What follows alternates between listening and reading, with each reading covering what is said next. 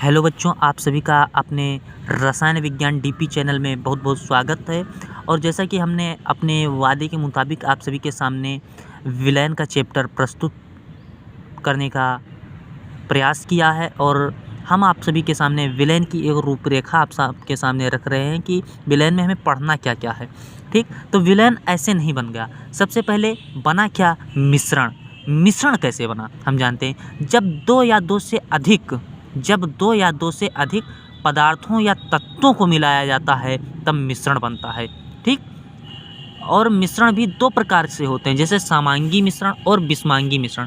समांगी मिश्रण उसे कहते हैं कि दो या दो से अधिक पदार्थों को अगर हम एक में मिला दें तो अलग अलग हम उसे देख ना पाएँ उसके अवयव को। और विषमांगी मिश्रण उसे कहते हैं कि अगर हम मिला दें किसी चीज़ को, दो चीज़ों को, तो हम उसको अलग अलग अगर देख सकते हैं तो उसे हम विषमांगी मिश्रण कहते हैं। और विषमांगी मिश्रण में होता है कोलाइड और निलंबन। समांगी मिश्रण का एक उदाहरण चीनी और पानी ही है। बन गया शरबत, और जब शरबत बन गया तो हम चीनी और पानी को अलग अलग पहचान नहीं सकते हैं। लेकिन विषमांगी मिश्रण, जैसे मान लीजिए तेल और रेत अगर हम मिला दें, कंकड़ यानी तेल और कंकड़ को मिला दें तो हम अलग अलग उसके अवयव को पहचान सकते हैं, तो उसे कहते हैं विषमांगी मिश्रण। विषमांगी मिश्रण में कोलाइड और निलंबन है जो हमें यहाँ पर पढ़ना नहीं है। फिर समांगी मिश्रण। समांगी मिश्रण में से ही विलयन बनता है जब दो या दो से अधिक पदार्थों का समांगी मिश्रण होता है, मिलता है, तब विलयन बनता है। समांगी मिश्रण का ये मतलब है कि दोनों की प्रावस्था समान रहती है, यानी अवस्था, दोनों की अवस्था समान रहेगी, अर्थात फेज पी का मान 1 होता है। ठीक, विलयन बनता है। और विलयन ऐसे नहीं बना, दो लोगों से मिल करके बना, विलेय और विलायक। फिर विलायक में हमें क्या पढ़ना है इस पाठ में? उसकी तुलनात्मक मात्रा। तुलनात्मक मात्रा कैसे निर्धारित करेंगे हम लोग? द्रव्यमान प्रतिशत, आयतन प्रतिशत, मोल प्रभाज, मोलरता, नार्मलता, भारमलता, मोललता, शक्ति। फिर विलयन जो है होता 5 तरीकों से है, लेकिन इंटर में हमें 3 ही तरीकों से पढ़ना है। वैसे तो भौतिक अवस्थाओं के आधार पर हम इसे 9 प्रकार से बांटेंगे। भौतिक अवस्थाओं, ठोस, द्रव, गैस के आधार पर विलयन को हम 9 तरीकों से बांटेंगे। लेकिन तो जो एक जनरली दिया हुआ है, असंतृप्त, संतृप्त, अतिसंतृप्त, इनमें हमें पढ़ना है विलेय और विलायक का अनुपात। फिर विलेयता। विलेयता किस प्रकार निर्धारित की जाती है? दाब और ताप निर्धारित करता है। दाब जो है उसमें हेनरी का नियम आ जाता है, उसमें हम गैसों की विलेयता पढ़ेंगे। ठीक है बच्चों।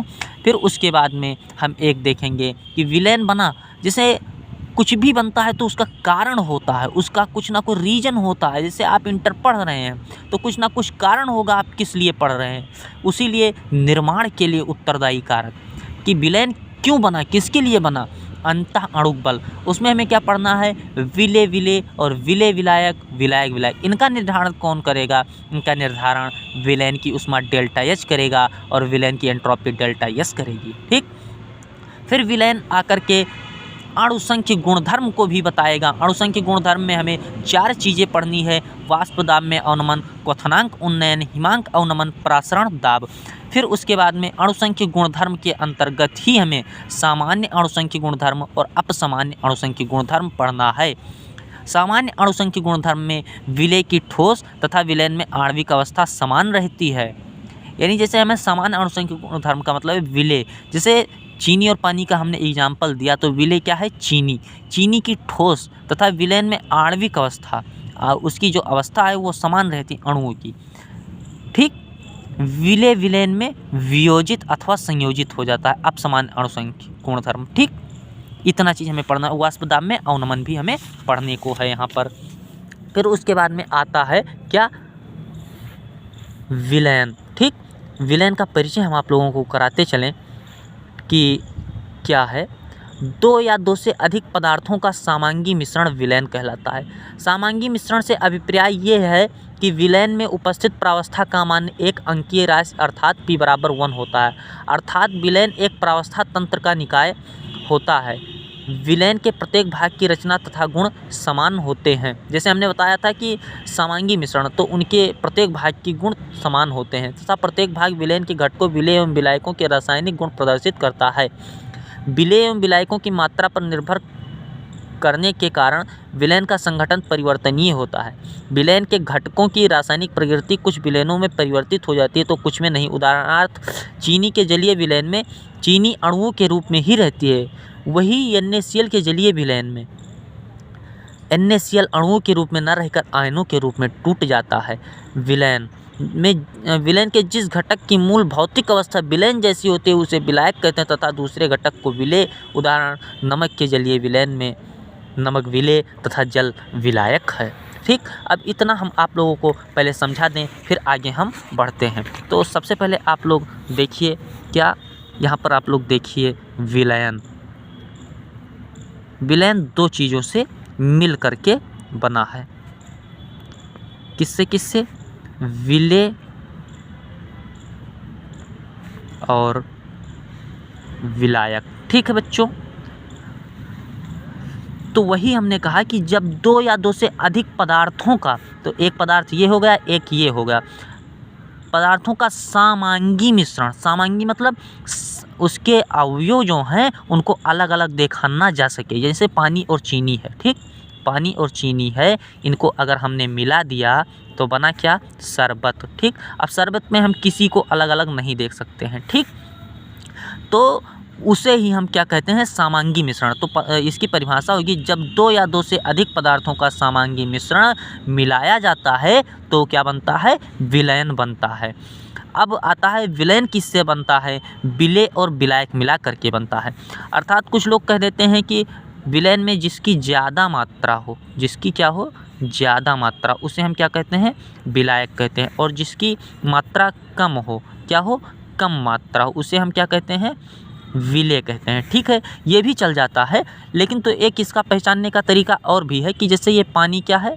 द्रव है, और चीनी कैसी होती है? ठोस है। ठीक, इन दोनों को मिलाया गया तो ये जो शरबत बना ये कैसा है? द्रव है। ठीक, तो जिनकी भौतिक अवस्था विलयन से मिल जाएगी वो विलायक हो जाएगा, और जो नहीं मिलेगा वो क्या हो जाएगा? विलेय हो जाएगा।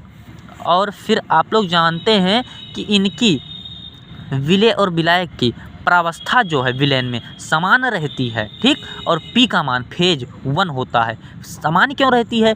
क्योंकि देखिए, समान इसलिए रहती है क्योंकि जैसे शरबत हमारा बना तो उसमें चीनी के अणु जो हैं और पानी, वो दोनों समान मात्रा में ही एकत्रित रहेंगे। ऐसा नहीं कि आप चीनी ज़्यादा मिला दें और पानी कम कर दें तो घुल ही जाएगी पूरी चीनी घुलेगी ही नहीं। इसीलिए समान अवयव वहाँ पर उपस्थित होते हैं, इसलिए P बराबर वहाँ पर 1 हो जाता है प्रावस्था का मान। ठीक, अब एक उदाहरण इस किताब में दिया हुआ है, जैसे कि चीनी के जलीय विलयन में चीनी अणुओं के रूप में ही रहती है, अणु के रूप में। वही NaCl के जलीय विलयन में NaCl अणुओं के रूप में न रहकर आयनों के रूप में वियोजित हो जाता है। जैसे आप लोग देखिए, जैसे NaCl है, इसे अगर हम जल में घोल दें, ठीक है बच्चों, जल में अगर हम घोल रहे हैं तो ये Na+ में टूट जाता है, Cl- में।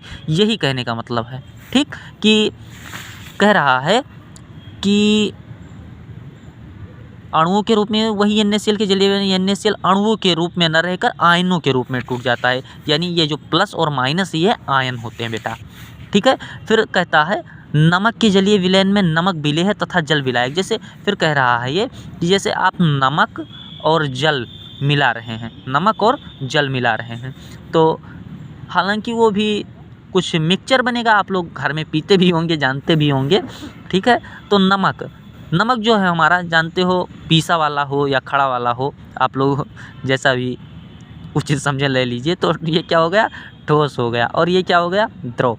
और दोनों को जब हम मिलाएंगे तो ये भी क्या मिलेगा? द्रव।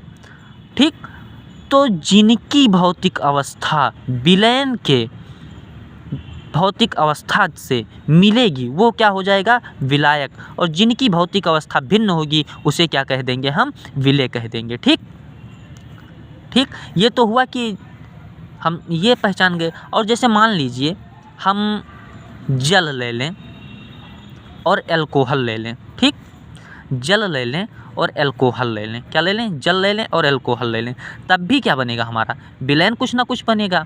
लेकिन यहाँ पर क्या है? ये भी द्रव है और ये भी द्रव है। तब हम कैसे पहचानेंगे कि कौन विलेन है और कौन विलेय है और कौन विलायक है।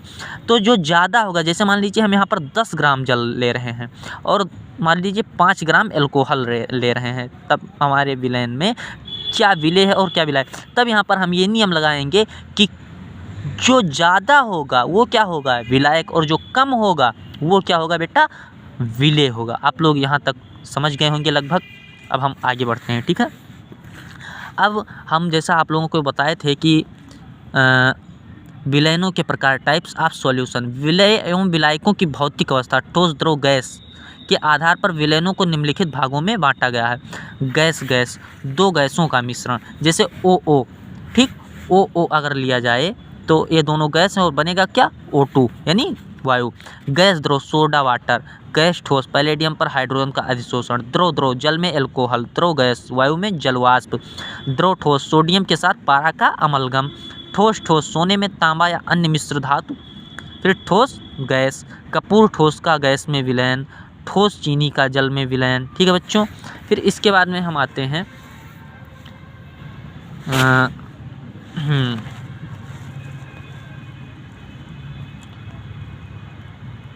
ठोस विलयन किसे कहते हैं।